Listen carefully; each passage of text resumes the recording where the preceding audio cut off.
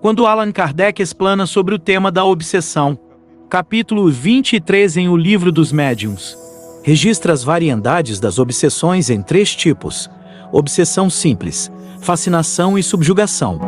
Explicando as características da subjugação, anota que esta seria sinônimo de possessão e afirma que deixava de adotar este termo por 2 motivos. Primeiro, porque dá a ideia de seres perpetuamente criados para o mal, o que não é verdade, pois o que há são espíritos imperfeitos, os quais estão também submetidos à lei de evolução.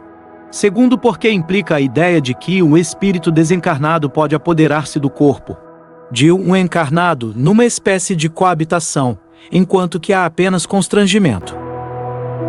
Interessante é que Kardec, alguns anos depois, ao tratar do tema em A Gênese, publicada em 1868, passa a admitir o termo possessão. Vejamos como isto se deu, entendendo que o codificador revê o assunto e, agora, talvez com mais experiência no tocante aos problemas das obsessões, amplia os conceitos. No capítulo 14 do livro citado, item 47, o autor esclarece que na obsessão o espírito atua exteriormente, envolvendo o encarnado com seus fluidos perispirísticos, como uma espécie de teia, ficando este constrangido a proceder contra a sua própria vontade. Na possessão, a diferença, segundo Kardec, é o espírito atuante se substitui, por assim dizer, ao espírito encarnado, tomar o corpo para domicílio, sem que este, no entanto, seja abandonado pelo seu dono, pois isso só se pode dar pela morte. A possessão, conseguintemente, é sempre temporária e intermitente, porque um espírito desencarnado não pode tomar definitivamente o lugar de um encarnado, pela razão de que a união molecular do perispírito e do corpo só se pode operar no momento da concepção. Transtorno dissociativo de identidade. O espírito passa a ter, então, a posse e o comando momentâneo do corpo do encarnado, atuando através de todos os sentidos deste, utilizando-se dos seus braços, caminhando e agindo como se estivesse vivo.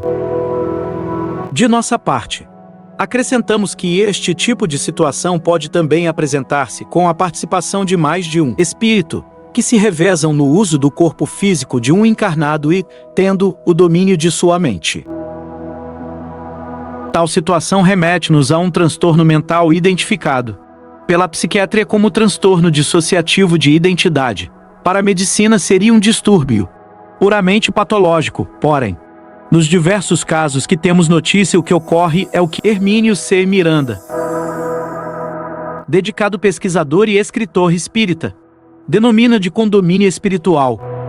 Este transtorno está relatado e comentado no livro Transtornos Mentais, uma leitura espírita, no qual mencionamos os casos clássicos mais conhecidos de personalidade múltipla, como as 3 faces de Eva, que foi tema de um filme com este nome, e o de Sable.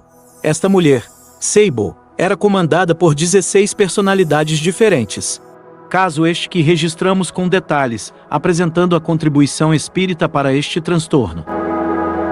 Atualmente não se adota, no meio espírita, o termo possessão no sentido positivo, benéfico, como no texto acima. Para não haver confusão de palavras e de sentido, possessão seria, então, usado para designar um processo obsessivo dos mais graves. Vulgarmente, usa-se até mesmo dizer-se: fulano está possuído pelo demônio, o que para nós, espíritas, é o mesmo que dizer, por um obsessor. Fizemos todo este introito antes de passarmos aos comentários do capítulo 9 do livro Nos Domínios da Mediunidade, intitulado Possessão, com a finalidade de termos, inicialmente, a conceituação de Kardec sobre o tema. A reunião dirigida por Raul Silva prosseguia. Narra André Luiz que estavam presentes 4 pessoas em tratamento, entre elas um moço, acompanhado da mãe, que dava mostras de estar muito inquieto e aflito. Aulus conversa com Clementino, o mentor dos trabalhos, e o texto indica que o assistente pede que seja permitida a presença de certo espírito, o que é concedido, com vistas ao estudo do próprio André e de Hilário. Este é um ponto de capital importância. O que acontece em seguida em meio aos trabalhos da reunião, não era uma situação habitual, costumeira. Devemos notar que a permissão dada por Clementino levou em conta a participação da médium Celina, de Raul, o dirigente, e da equipe.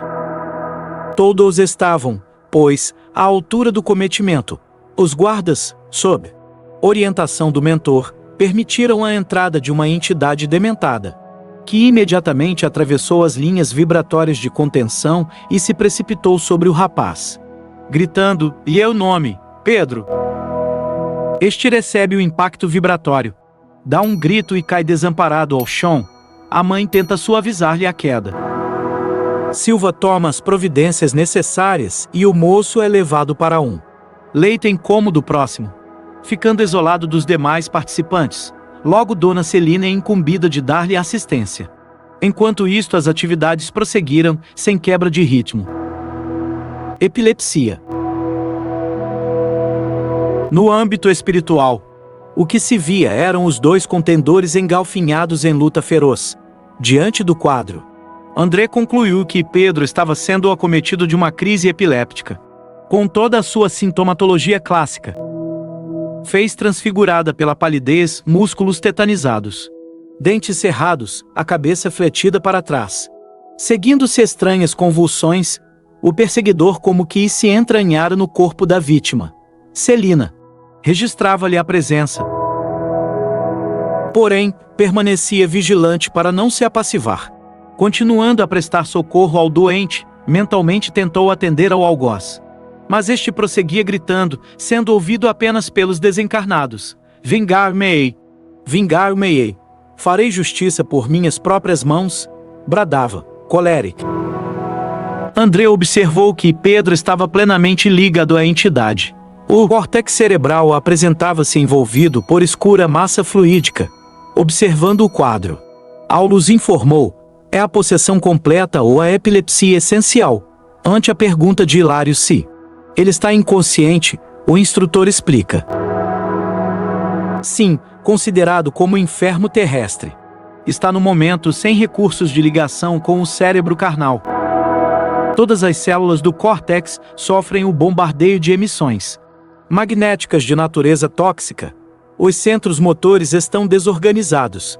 Todo o cerebelo está empastado de fluidos deletérios. As vias do equilíbrio aparecem completamente perturbadas. Pedro temporariamente não dispõe de controle para governar-se, nem de memória comum para marcar a inquietante ocorrência de que é protagonista. Isso, porém, acontece no setor da forma de matéria densa, porque, em espírito, está arquivando todas as particularidades da situação em que se encontra, de modo a enriquecer o patrimônio das próprias experiências. Sensibilizado diante da triste situação, André questiona se não estariam à frente de um transe mediúnico, vista estarem ambos tão estreitamente jungidos. A resposta do orientador é bastante esclarecedora. Sim, presenciamos um ataque epiléptico, segundo a definição da medicina terrestre. Entretanto, somos constrangidos a identificá-lo como sendo um transe mediúnico de baixo teor, porquanto verificamos aqui a associação de duas mentes desequilibradas que se prendem às teias do ódio recíproco.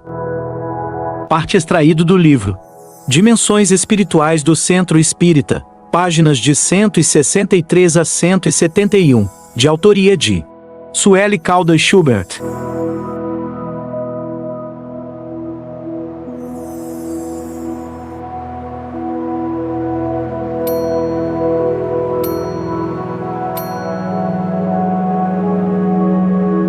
Se você quer conhecer mais sobre esse tema, vou deixar a lista dos livros citados aqui na descrição, e na tela final deixarei mais 2 vídeos com temas relacionados.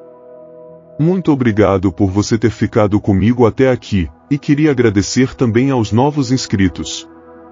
Muito obrigado a todos. Deixe seu comentário, gostaria muito de saber o que vocês pensam sobre o assunto.